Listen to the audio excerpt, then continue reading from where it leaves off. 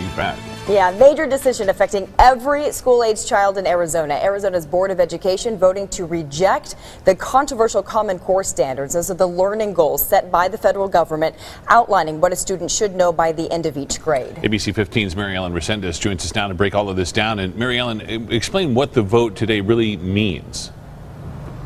You know, Steve, one thing we want to make very clear is that the current standards still are in place. That doesn't change. Now, what this vote means all depends on who you're speaking to. But one thing we do know is that it opens up the door for the current standards to be reviewed.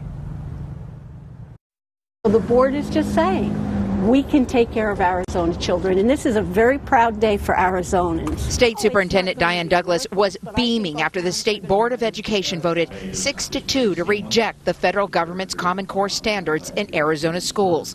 Douglas, who made it a campaign promise to do away with the current standards, called it a victory. But the board didn't seem to agree. I'm frustrated. It is politics. It has nothing to do with kids. It has nothing to do with getting anything accomplished in the classroom. Arizona adopted the federal government's Common Core standards back in 2010. The standards are to get students ready for college. The board's president says today's vote doesn't mean those standards are gone. We repealed our vote. We repealed our vote from 2010. But we left the Common Core standards in place. Miller says nothing will change in the classroom. The vote simply means a reassessment of the Common Core standards. We will now go through the process of reviewing them, making them what they need to be for Arizona children, and making sure they're more rigorous, and they truly now will be college and career-ready standards. Either way, Superintendent Diane Douglas is taking this vote as a win. It's a great victory for the people of Arizona, and especially for our children, because they're the ones that deserve it most.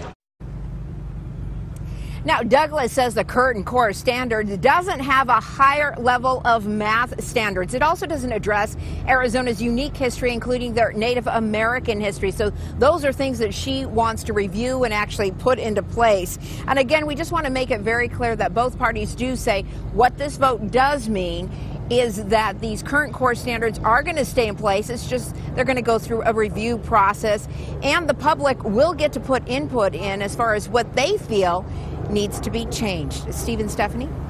Thanks so much, Mary Ellen.